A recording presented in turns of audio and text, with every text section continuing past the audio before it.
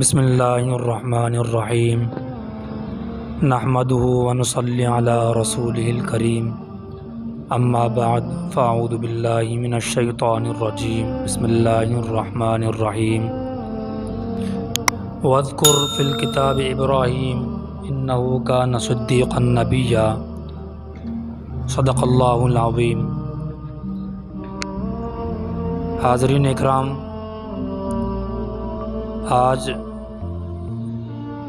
ہم حضرت ابراہیم علیہ السلام کے اسوہ کے حوالے سے اسوہ ابراہیمی کے حوالے سے مختصراً آپ کے سامنے بات رکھیں گے۔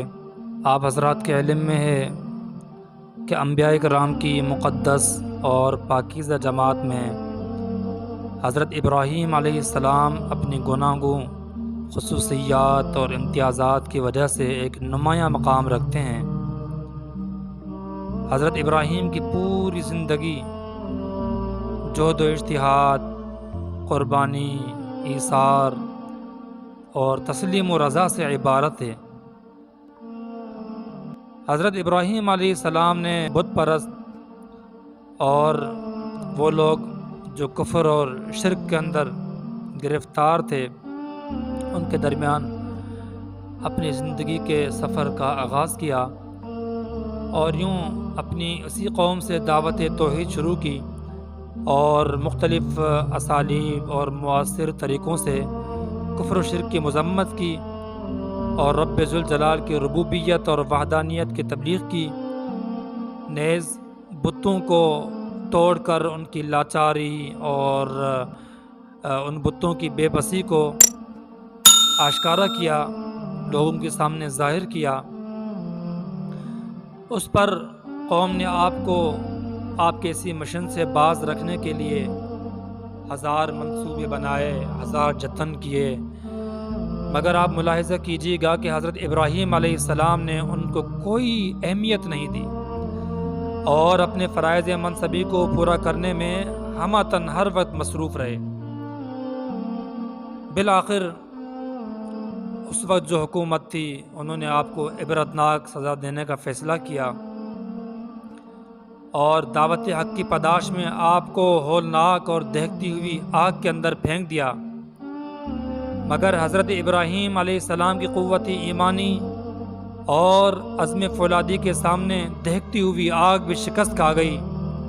اور بحکم خداوندی یہی بھڑکتے ہوئے شعلے حضرت ابراہیم علیہ السلام کے لیے گل و گلزار بن گئے۔ یا نار رکونی بردم و سلام علی ابراہیم، آگ گل و گلزار بن گئی اور سلامتی علی بن گئی۔ آئیے اسی تناظر میں ہم اپنے گرد و پیش کا جائزہ لیں تو انسانوں کی ایک بڑی تعداد ایسی ہے جو کفر و شرک کے دلدل کے اندر پھنسی ہوئی ہے۔ اسی ماحول کے اندر ہمیں اسوہ ابراہیم علیہ السلام کو بروئے کار لاتے ہوئے استقلال اور ثابت قدمی کے ساتھ اپنے زبان و بیان کے ذریعے سے، تحریر و قلم کے ذریعے سے اور سوشل میڈیا اور جدید ذرائع ابلاغ کے ذریعے سے پیغام توحید کو مؤثر اور اچھے طریقے سے، بہترین اسلوب و طریقے سے پیش کرنے کی ضرورت ہے تاکہ بھٹکتی ہوئی انسانیت کو صراط مستقیم سے آشنائی ہو اور جو ہر طرف نفرت و عداوت کی پھیلی ہوئی آگ ہے یہ بھی نار نمرود کی طرح سلامتی کے ساتھ سرد پڑ جائے۔ حضرت ابراہیم علیہ السلام کا صرف یہی امتحان آپ کی عظمت کا سکہ بٹھانے کے لیے کافی تھا، مگر مشیت الہی یہ تھی کہ وادی عشق میں ابھی مزید آزمائش اور امتحان سے آپ کو گزارا جائے۔ حکم ہوا کہ اپنے عزیز وطن عراق کو چھوڑ کر ہم شام کی طرف ہجرت کر جائیں۔ آپ نے فوری سر تسلیم خم کر دیا اور ہجرت کر کے چلے گئے۔ اس کے بعد پھر اپنی رفیق حیات حضرت ہاجرہ رضی اللہ تعالی عنہ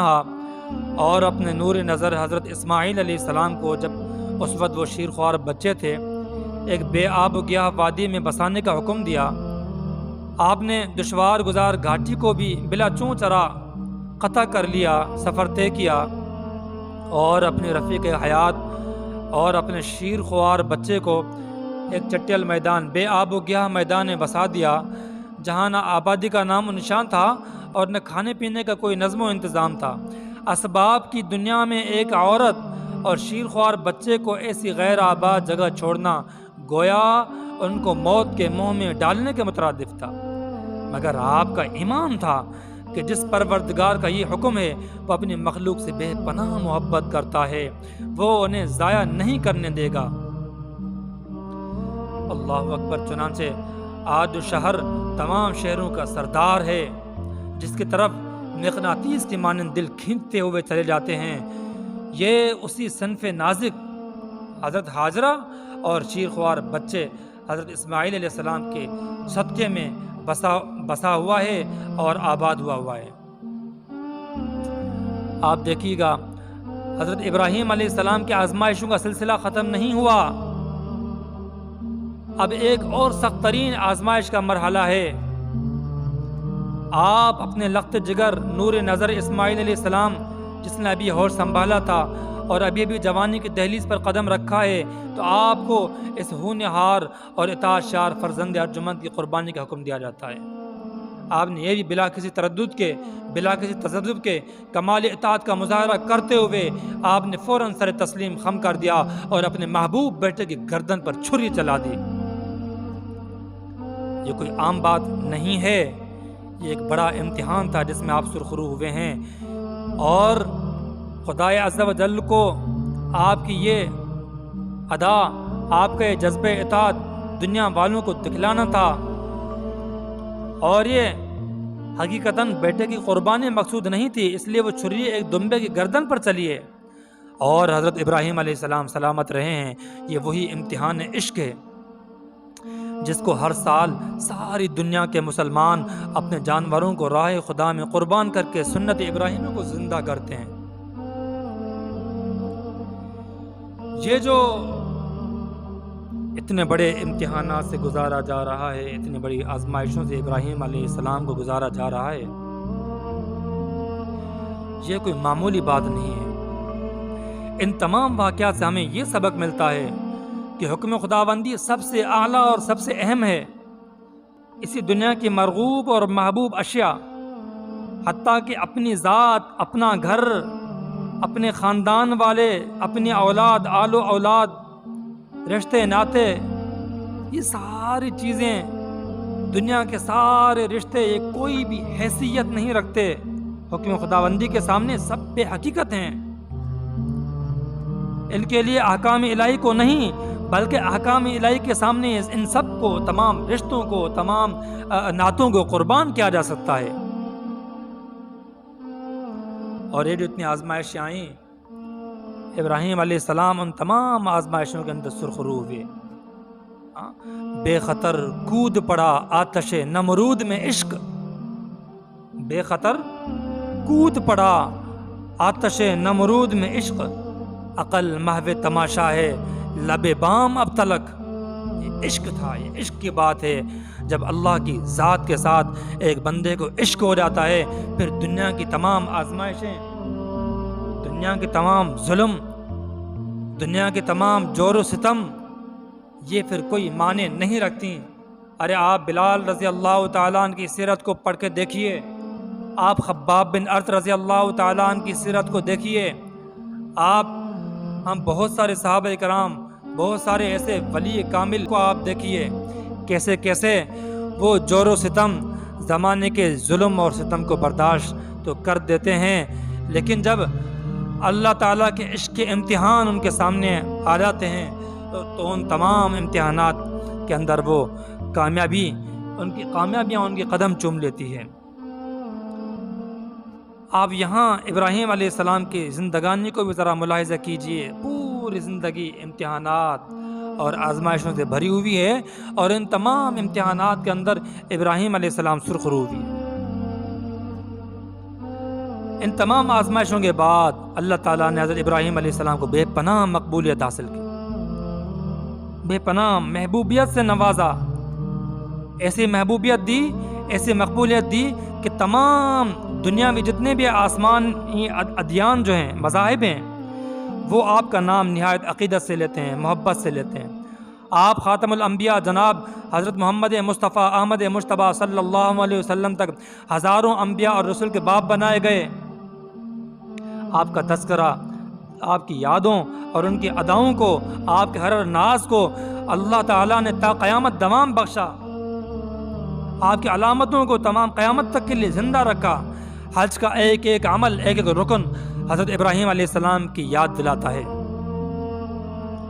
اور آپ کو معلوم ہونا چاہیے اللہ تعالیٰ اچھے اعمال بجا لانے والوں کے اجر کو کبھی ضائع نہیں کرتا۔ ہمارے لیے کیا پیغام ہے؟ مختصراً آخری بات کہ ہمارے لیے یہاں کیا سبق ملتا ہے، کیا درس ہے؟ ہمارے لیے یہاں یہ درس عبرت ہے کہ اصل جو امتحانات اور آزمائشیں اور ابتلاءات جو آتی ہیں، اس کا مقصد کھرے اور کھوٹے کی پہچان ہوا کرتی ہے۔ عشق و محبت کے دعووں کا امتحان ہوا کرتا ہے یہاں پہ، اور یہ جو اہل ایمان کے حالات اور ان کے جو مرتبے ہوتے ہیں ان کو بلندی عطا کرنا ہوتا ہے ان آزمائشوں کے ذریعے سے۔ اور جب بھی کوئی اللہ کا بندہ ان آزمائشوں میں ثابت قدم رہتا ہے تو اللہ تعالیٰ کی مدد اور نصرت ان کی دستگیری اور مدد فرماتی ہے، قدم قدم پر ان کی مدد آ جاتی ہے۔ دونوں جہان کی کامیابیاں اور کامرانیاں ان کا استقبال کرتے نظر آتی ہیں۔ یہاں پر بھی آج پوری دنیا کے اندر امت مسلمہ کے لیے بالخصوص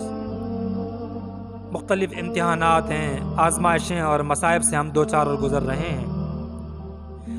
اس وقت ہمیں غفلت کی دبیز چادر کو اتار کر اپنا محاسبہ کرنے کی ضرورت ہے، اور خدائے ذوالجلال سے اپنا تعلق مستحکم اور مضبوط کرنے کی ضرورت ہے۔ ایمان اور اس کے تقاضوں پر ثابت قدم رہنے کی ضرورت ہے۔ آج بھی وہی خدا ہے جس نے ابراہیم علیہ السلام کے لیے نار نمرود کو گلزار بنا دیا تھا، بے آب و گیا وادی کو پر رونق شہر میں تبدیل کر دیا تھا، اور تو اور تیز چھری کی کاٹنے کی صلاحیت کو اور اس آگ کی جلانے کی صلاحیت کو معدوم کر دیا تھا۔ اس کی وہی نصرت اور وہی مدد کے وہی اصول اور ضابطے ہیں جو ابراہیم علیہ السلام کے ساتھ تھے، وہی آج بھی ہیں۔ بس شرط یہ ہے کہ ابراہیم علیہ السلام کا سا عزم و ایمان پیدا کرنا ہے، اس کا جیسا جذبہ اور ہمت ہمارے دلوں کے اندر پیدا ہونے چاہیے۔ ایک شاعر کہتا ہے کہ آج بھی ہو جو ابراہیم سا ایمان پیدا، آج بھی ہو جو ابراہیم سا ایمان پیدا، آگ کر سکتی ہے انداز گلستان پیدا۔ اور بالکل آخری بات جو ابراہیم علیہ السلام کے اسوہ سے، آپ کی سیرت سے ہمیں ملتی ہے، وہ یہ ہے کہ ابراہیم علیہ السلام نے اللہ تعالیٰ کے ہر حکم اور آزمائش کے سامنے سر تسلیم خم کر دیا، بلا چوں چرا، بغیر کسی علت کے، بغیر کسی حکمت کی تلاش کیے ہوئے، وجہ پوچھے سبب پوچھے بغیر آپ نے فوراً سر تسلیم خم کر دیا۔ اس سے پتہ چلتا ہے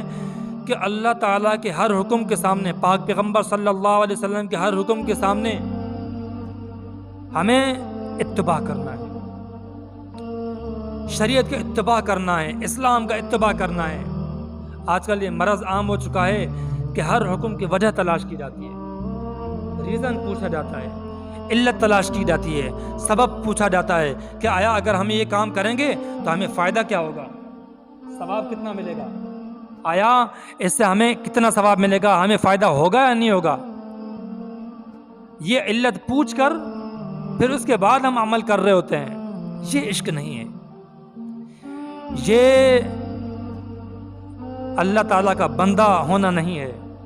عبدیت کا ایک بندے کا بندہ ہونے کا تقاضا یہ ہے کہ عشق کے سامنے اللہ تعالیٰ کی، اللہ کے رسول صلی اللہ علیہ وسلم کی احکامات کی فوراً اتباع کی جائے، اطاعت کے لیے سر تسلیم خم کر دیا جائے۔ یہ عشق ہے، اس کو بولتے ہیں محبت، اس کو بولتے ہیں عقیدت۔ عقیدت کا مطلب یہ ہوتا ہے بغیر کسی دلیل کے پوچھے ہوئے آپ وجہ تلاش کیے ہوئے آپ ایمان لے آئیں، اطاعت کر جائیں۔ آج اسی کی ضرورت ہے۔ اگر آپ وجہ ڈھونڈنے نکلیں گے پھر آپ کہیں کہ نہیں رہیں گے۔ اگر کوئی شخص یوں کہے کہ جی فجر کی نماز چونکہ 2 رکعت کا حکم ہے تو مجھے چونکہ ثواب زیادہ چاہیے تو میں 2 کے بجائے 20 رکعت نماز فرض پڑھوں گا، یا فجر کے جو ہے 50 رکعت نماز پڑھوں گا، تو آپ مجھے بتائیے کہ اس شخص کی فجر کی یہ 50 رکعتیں قابل قبول ہوں گی کہ نہیں ہوں گی؟ ظاہر سی بات ہے قبول نہیں ہوں گی، الٹا قبول کیا بلکہ گناہ ملے گا الٹا۔ ہاں مغربی کوئی شخص کہتا ہے کہ میں 3 رکعت کیوں پڑھوں، میں 4 رکعت پڑھوں گا ثواب زیادہ ملے گا، نہیں جی۔ اصل حکم یہ ہے اتباع کرنا. حکم ہے کہ فجر کے 2 رکعت پڑھنی تو 2 ہی پڑھنی ہے, مغرب کی 3 پڑھنی 3 ہی پڑھنی ہے. حج کے ارکان کے اندر آپ دیکھیے گا, حرم کے اندر ایک نماز پڑھنے کا ثواب 1 لاکھ کے برابر ملتا ہے. اب آج کل چونکہ حج کے ایام چل رہے ہیں, اب اگر کوئی شخص یہ چاہتا ہے کہ میں حرم کے اندر جو 1 لاکھ نمازوں کا ثواب ملتا ہے, اب کوئی شخص یہ چاہے کہ جی میں مزدلفے کے اندر قیام کیوں کروں, عرفات کے میدان میں کیوں جاؤں, ہاں جی مزدلفے کے اندر اور منا میں کیوں جاؤں, مجھے یہیں رہنا ہے اور حرم کے اندر رہ کر مجھے نماز پڑھنی ہے اور اتنا بڑا ثواب کمانا ہے, 1 لاکھ نمازوں کا ثواب کمانا ہے, تو اس کا یہ عمل قابل قبول نہیں ہوگا. اب حکم یہ ہے کہ آپ کو مزدلفے کا حکم ہے تو مزدلفے جانا پڑے گا, منا میں جانے کا حکم ہے تو منا میں جانا پڑے گا, عرفات کے میدان میں جانے کا حکم ہے تو عرفات کے میدان میں جانا پڑے گا. ہاں اگر کوئی شخص یہ چاہے کہ جمرات شیاطین کو کنکر مارے جاتے ہیں, وہ کیوں ماروں جی, یہ دیکھ پتھر ہیں, نہیں جی یہ پتھر مارنے پڑیں گے, اس لیے کہ حکم ہے. ہاں عمر رضی اللہ تعالیٰ جب طواف فرمانے لگے تو آپ نے حجر اسود کو خطاب کر کے فرمایا کہ حجر اسود تیرے اندر کچھ نہیں رکھا, میں تمہیں بوسہ اس لیے دے رہا ہوں کہ میں نے اپنے آنکھوں سے حضور نبی کریم صلی اللہ علیہ وسلم کو یہ کرتے ہوئے دیکھا ہے, ورنہ تو کسی سفید اور سیاہ اور سفید کا مالک نہیں ہے, تو کسی چیز کے نفع نقصان کا مالک نہیں ہے, میں تجھے بوسہ ہرگز نہ دیتا. لیکن چونکہ حکم ہے تو ایک مومن ہونے کا تقاضا یہ ہے, بندگی کا تقاضا یہ ہے کہ اللہ تعالیٰ کی ہر حکم کے سامنے سر تسلیم خم کر دے, چاہے وہ لوجک, وہ علت اور فائدہ علت سمجھ میں آئے, حکمت سمجھ میں آئے یا نہ آئے, ہم نے اتباع کرنی ہے. اتباع کرنے کا نام ہی دین ہے. دعا ہے کہ اللہ تعالیٰ ہمیں بھی آپ صلی اللہ علیہ وسلم کی اسلام کی سنت کی اتباع کرنے کی توفیق نصیب فرمائے, اور اسوہ ابراہیمی کے اوپر ہم سب کو چلنے کی توفیق نصیب فرمایا. وآخر دعوانا الحمدللہ رب العالمین.